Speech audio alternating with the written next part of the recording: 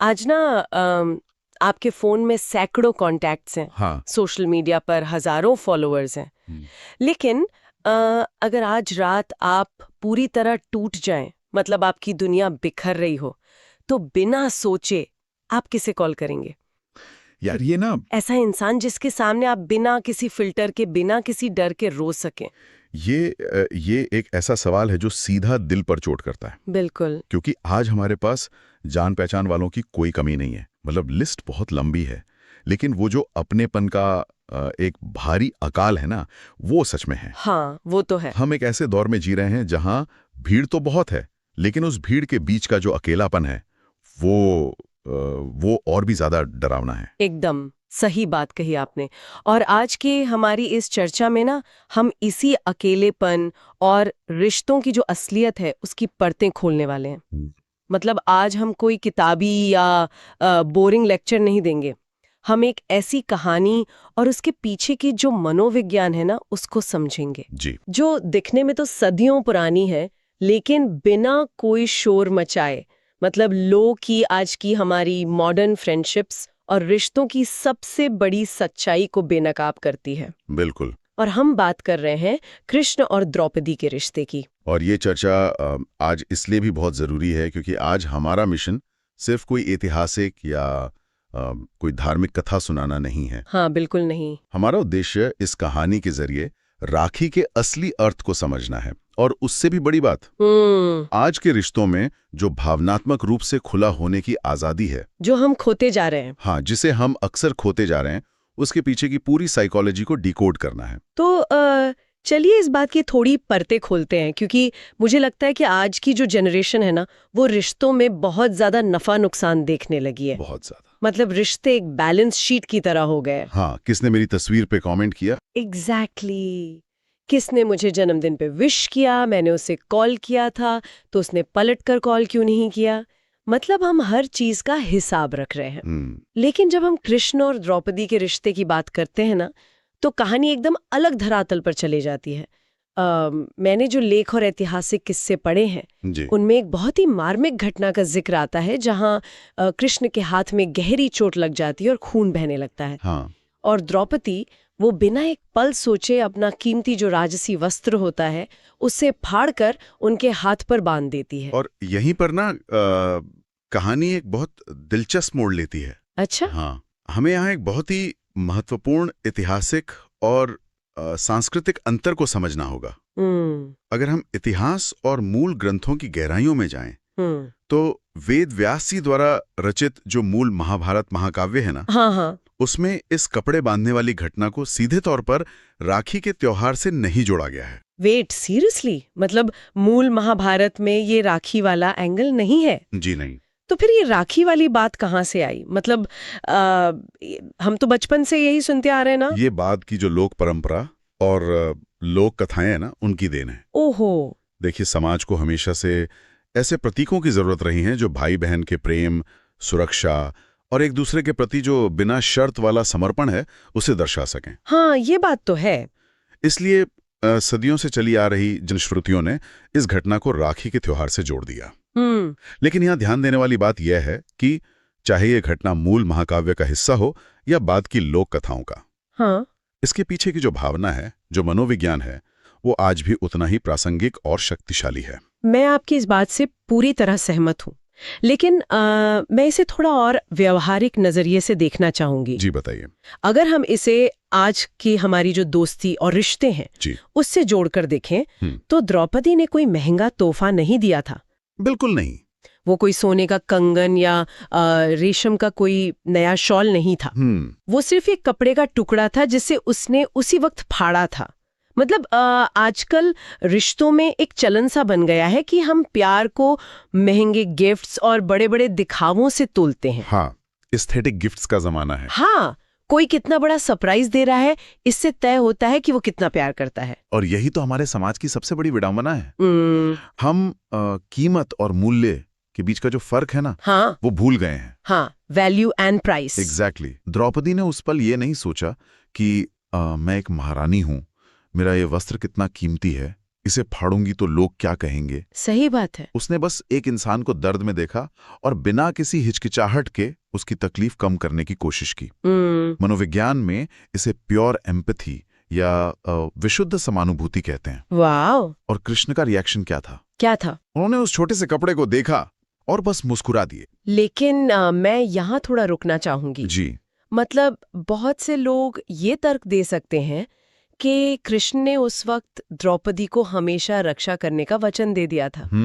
तो क्या ये एक तरह का लेन देन नहीं हो गया? जी। कि मतलब तुमने मेरे लिए कपड़ा फाड़ा तो मैं भविष्य में तुम्हारे लिए कुछ करूंगा। ये बहुत ही लाजवाब सवाल है और यहीं पर लोग अक्सर धोखा खा जाते हैं। अच्छा। कृष्ण ने जो रक्षा का भाव महसूस किया वो किसी एक्सेल शीट या बही खाते का हिस्सा नहीं था। हाँ, मतलब कोई ट्रांजैक्शन नहीं था। बिल्कुल नहीं।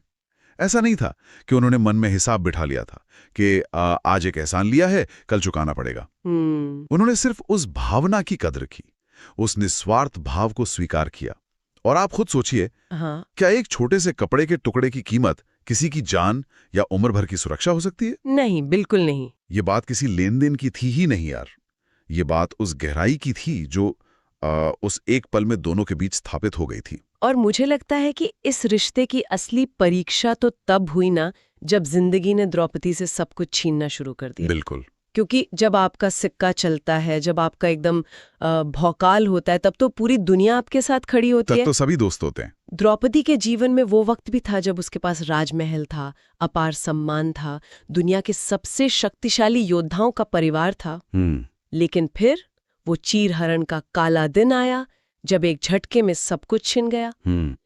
एक महारानी जिसने सिर्फ राजसी ठाट देखे थे, वो आज शक्तिशाली राजाओं, बुजुर्गों और अपनी ही परिवार वालों के बीच एकदम बेबस खड़ी है। बहुत ही दर्दनाक दृश्य है वो। हाँ, वो न्याय की भीख मांग रही है और बदले में उसे क्या मिल रहा है? खामोश। सिर्फ और सिर्फ एक भयानक खामोशी। और वो खामोशी ना किसी भी हथियार से ज्यादा गहरी चोट करती है। समाजशास्त्र की भाषा में इसे बाईस्टैंडर इफेक्ट कहते हैं। अच्छा, बाईस्टैंडर इफेक्ट। हाँ, जहां भीड़ में हर कोई सोचता है कि कोई और मदद करेगा, कोई और बोलेगा, और अंत में कोई आगे नहीं आता। यार, वो जो भीड़ में खड़े होके अकेलापन महसूस होता है ना, बहुत भयानक होता है। वो सच में आत्मा को तोड़ देता है। मतलब आज के समय में भी जब हम अपनी सफलता के शिखर पे होते हैं, जैसे अगर मैं जेनजी लैंग्वेज में कहूँ तो जब हम स्ले कर रहे होते हैं, हाँ।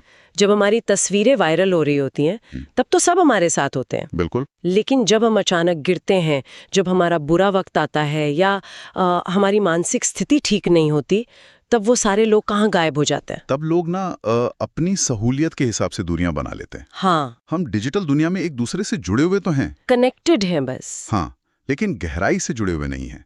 द्रौपदी ने उस सभा में अपनी सारी ताकत खत्म होने के बाद, जब उसे लगा कि दुनिया का कोई भी इंसान, कोई भी नियम या कोई भी रिश्तेदार उसकी मदद नहीं कर सकता, तब उसने अपने दोनों हाथ उठाकर कृष्ण को पुकारा। हाँ, और यहाँ मैं फिर से वही बात उठाऊंगी जो मैंने पहले कही थी।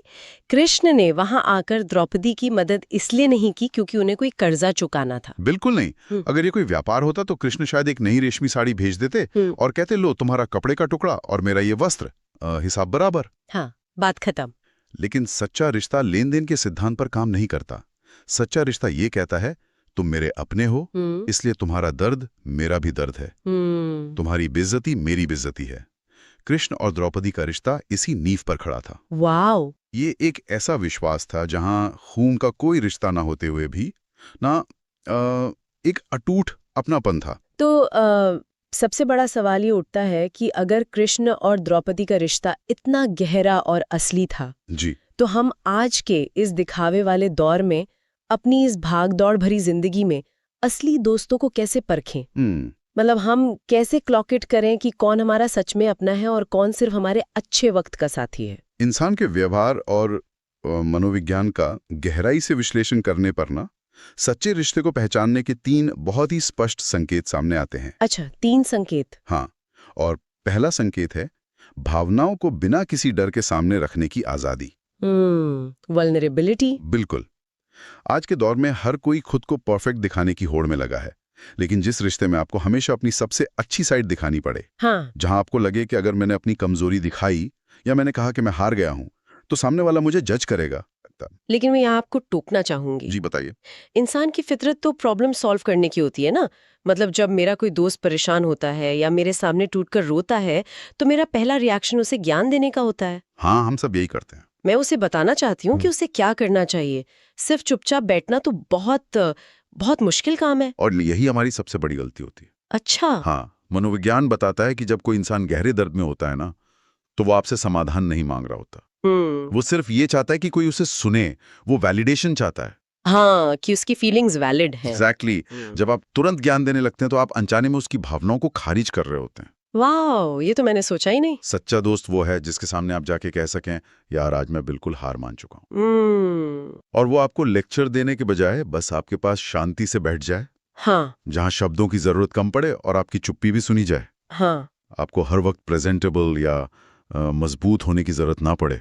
बहुत गहरी बात कही आपने। मतलब कभी कभी सिर्फ मौजूद रहना ही सबसे बड़ी मदद होती है। बिल्कुल। चलिए अब दूसरे संकेत की तरफ बढ़ते हैं। दूसरा बड़ा संकेत है आपकी पीठ पीछे आपका सम्मान।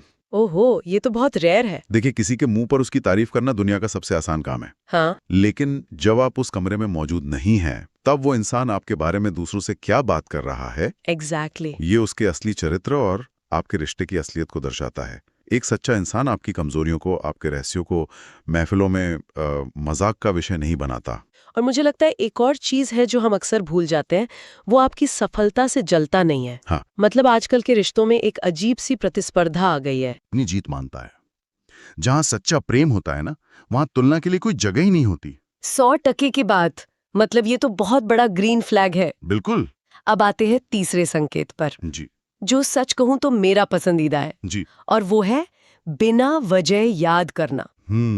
हम सब जानते हैं कि लोग अक्सर काम पढ़ने पर ही मैसेज करते हैं। बिल्कुल। भाई वो एक फेवर चाहिए था, या यार वो कांटेक्ट नंबर भेज देना। बिल्कुल। और हमारी ज्यादातर बातचीत इसी काम तक सीमित रह गई है। लेकिन जो इंसान सिर्फ कैसे हो पूछने के लिए मैसेज करे, हाँ। मतलब बिना किसी काम के, बिना किसी छिपे हुए मकसद के, बस यूं ही क्योंकि आप अचानक उसके ख्यालों में आ गए और उसने आपको मैसेज कर दिया, ऐसे इंसान को अपनी जिंदगी में कभी हल्के में नहीं लेना चाहिए। क्योंकि ऐसे लोग जो बिना किसी स्वार्थ के आपका हालचाल लेते हैं ना, वो अनजाने में आपको ये संदेश दे रहे होते हैं कि आप उनके लिए कोई टूल या संसाधन नहीं है। हाँ?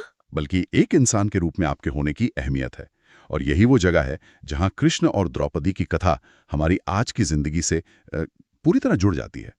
ये कथा हमें ये नहीं सिखाती कि हर रिश्ते में आसमान से कोई भगवान उतरकर चमत्कार करेगा। हाँ, चमत्कार तो नहीं होते। बल्कि ये सिखाती है कि रिश्ता तब अजेय हो जाता है जब आपका विश्वास आपके शब्दों से बड़ा हो जाए। और इसी बातचीत से मुझे रक्षाबंधन या राखी के पूरे जो विचार है ना, उस पे एकदम नया नजरिया मिल रहा है। अच्छा। मतलब बचपन से हमने देखा है कि राखी का मतलब है कलाई पर धागा बांधना, भाई का बहन को गिफ्ट देना, या उसकी शारीरिक तौर पर रक्षा करने का वादा करना। जी। लेकिन अदिल, हम इस कथा की मर्म को समझें तो ये रक्षा शब्द की परिभाषा ही पूरी तरह से बदल रही है। हाँ, और आज के समय में इस परिभाषा को बदलना बहुत जरूरी है। राखी का असली अर्थ सिर्फ किसी को किसी गुंडे या बाहरी खतरे से बचाना नहीं है। इसका असली अर्थ है किसी इंसान को मानसिक और भावनात्मक रूप से टूटने से बचाना। वाओ। जब कोई गहरे अंधेरे में हो, डरा हुआ हो, तो उसका हाथ थामना। हाँ। जब कोई जीवन में बुरी तरह असफल हो जाए तो उसे ये याद दिलाना कि तुम्हारी हार तुम्हारी असली पहचान नहीं है। ये जो आपने कहा ना, तुम्हारी हार तुम्हारी पहचान नहीं है, ये आज के युवाओं के लिए सुनना बहुत बहुत जरूरी है। बिल्कुल। और अगर मैं इसे थोड़ा और गहराई से देखूं तो आज रक्षा का मतलब किसी को कंट्रोल करना बिल्कुल नहीं है। बहुत से लोग खासकर रिश्तों में सोचते हैं कि प्रोटेक्टिव होने का मतलब है सामने वाले पर हावी हो जाना। मतलब मैं तुम्हें अपनी मर्जी से चलाऊंगा क्योंकि मैं जानता हूं कि तुम्हारे लिए क्या सही है। ये रक्षा नहीं है, ये एक तरह का अधिकार जताना है जिसे हम पोजेसिवनेस कहते हैं। बिल्कुल।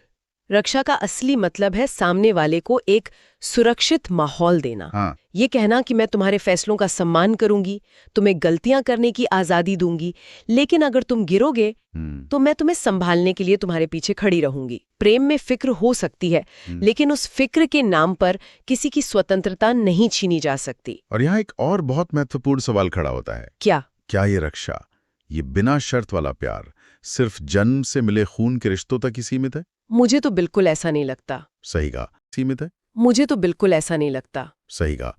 कृष्ण और द्रौपदी की कहानी हमें चीख चीख कर ये बताती है कि ऐसा बिल्कुल नहीं है। हाँ, परिवार सिर्फ वो नहीं होता जहाँ आपने जन्म लिया है। समाजशास्त्र में एक बहुत ही खूबसूरत कॉन्सेप्ट है जिसे चुने हुए रिश्ते या चोजन फैमिली कहा जाता है। Chosen family. मनोविज्ञान भी इस बात का पूरा समर्थन करता है कि हमारे द्वारा बनाए गए ये चुने हुए रिश्ते हमारे मानसिक स्वास्थ्य को बनाए रखने में सबसे बड़ी भूमिका निभाते हैं।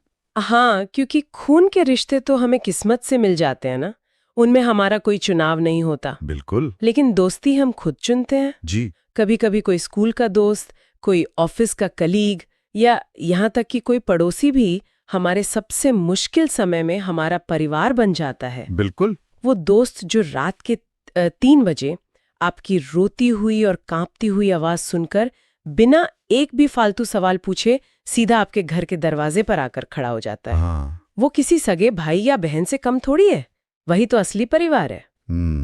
और मुझे लगता है कि हमारी आज की इस पूरी बातचीत का सबसे बड़ा सार यही है, रिश्ते चांद तारे तोड़ लाने के झूठे वादों से नहीं बनते। हाँ, वो तो सिर्फ फिल्मों में होता है। बिल्कुल। रिश्ते उन छोटी छोटी सच्ची भावनाओं से जिंदा रहते हैं जिन्हें हम अक्सर नजरअंदाज कर देते हैं। और यही हम इंसान अपनी जिंदगी की सबसे बड़ी गलती करते हैं। जी। हम अक्सर सोचते हैं कि वो तो मेरा अपना है, मेरा सबसे अच्छा दोस्त है, उसे तो पता ही है कि मैं उसकी कितनी फिक्र करती हूँ। और इस मान लेने की आदत की वजह से ना हम अपनी भावनाएं जताना बंद कर देते हैं। हाँ। हम कम्युनिकेट करना छोड़ देते हैं। हम लोगों को बहुत आसानी से टेकन फॉर ग्रांटेड ले लेते हैं। बिल्कुल, मतलब वो गोस्ट कर देना या महीनों बात ना करना। लेकिन कड़वी सच्चाई ये है कि सामने वाला इंसान हमारा मन नहीं पढ़ सकता। बिल्कुल। हाँ, उसे हमारे शब्दों की जरूरत होती है, हमारी मौजूदगी का एहसास चाहिए होता है। कभी कभी इंसान सिर्फ इतना सुनना चाहता है कि मैं हूं तुम्हारे साथ, सब ठीक हो जाएगा। सही कहा आपने। और जब हम ये जताना छोड़ देते हैं ना, तो धीरे धीरे वो रिश्ते अंदर से खोखले होने लगते हैं। हाँ। और जब तक हमें उनकी असली अहमियत समझ में आती है तब तक शायद बहुत देर हो चुकी होती है। और एक बार जब वो विश्वास का धागा टूट जाता है ना, तो उसे दोबारा पहले जैसा जोड़ना लगभग नामुमकिन सा हो जाता है। इसीलिए चाहे वो राखी का एक छोटा सा सूती धागा हो या किसी पुराने दोस्त का भेजा गया एक छोटा सा रैंडम मैसेज, बिल्कुल, ये छोटी छोटी चीजें हमें याद दिलाती हैं कि भले ही हम किसी की जिंदगी का हर दुख, हर संघर्ष खत्म नहीं कर सकते, लेकिन हम उसे कम से कम ये महसूस तो करा ही सकते हैं कि इस लड़ाई में वो अकेला नहीं है। बिल्कुल सही बात है। तो इस पूरी गहरी बातचीत के बाद मैं आप सभी सुनने वालों को एक बिल्कुल नए विचार के साथ छोड़ना चाहूंगी। जी। हमने आज ये तो बात की कि हमें सच्चे दोस्तों की जरूरत है, लेकिन एक आखिरी सवाल अपने आप से पूछे, क्या आज के इस सेल्फ लव और मुझे किसी की जरूरत नहीं है वाले ट्रेंड ने हमें अंदर से इतना डरा दिया है कि हम एक दूसरे पर निर्भर होने से ही घबराने लगे? बहुत गहरा सवाल है ये। मतलब हम इतने ज्यादा स्वतंत्र होना चाहते हैं कि हमने किसी के सामने अपना दिल खोलकर रखना ही बंद कर दिया है। क्या ये हमारी ताकत है या फिर से चोट खाने का हमारा डर? ये आत्ममंथन सच में बहुत जरूरी है यार, क्योंकि किसी को अपना कहना सिर्फ एक शब्द नहीं है, ये एक बहुत बड़ी जिम्मेदारी है, एक ठहराव है, एक अटूट भरोसा है। और इसीलिए आज का मेरा सुझाव बहुत सीधा और सरल है। अगर इस पूरी बातचीत को सुनते हुए आपके मन में किसी एक ऐसे इंसान का चेहरा सामने आया है, हाँ, जो आपके लिए कृष्ण या द्रौपदी की तरह हमेशा खड़ा रहा है, जिसने आपकी हार के समय आपको अकेला नहीं छोड़ा, तो बस अभी अपना फोन उठाइए और उसे एक छोटा सा मैसेज कीजिए। बिल्कुल। सिर्फ इतना लिखिए, तुम मेरी जिंदगी में हो, इसलिए मेरा सफर थोड़ा आसान है। यकीन मानिए आपका ये छोटा सा मैसेज उस इंसान के पूरे दिन की थकान मिटा देगा और शायद आपके रिश्ते को एक नई उम्र दे देगा। बिल्कुल। अपनी भावनाओं को ना किसी बड़े मौके या किसी खास त्योहार के लिए बचा के मत रखिए। हाँ। रिश्तों को आज और अभी इन्हीं छोटे छोटे पलों में पूरी सच्चाई के साथ जिए। अपनी जिंदगी के उन अनमोल और बिना शर्त वाले रिश्तों को हमेशा संजो कर रखें। जी। अगर आपको आज का हमारा ये सेशन पसंद आया है और आप ऐसे ही और गहरे अनकहे विचारों को समझना चाहते हैं, तो हमें फॉलो और सब्सक्राइब जरूर करें। और हाँ, कमेंट्स में हमें लिखकर जरूर बताएं आपके लिए सच्चा अपना होने का असल मतलब क्या है। आपके जवाब पढ़ने का हमें इंतजार रहेगा। सोचिएगा जरूर, क्या आप भी किसी के लिए वो 3 बजे रात वाला कॉल बन सकते हैं? नमस्कार।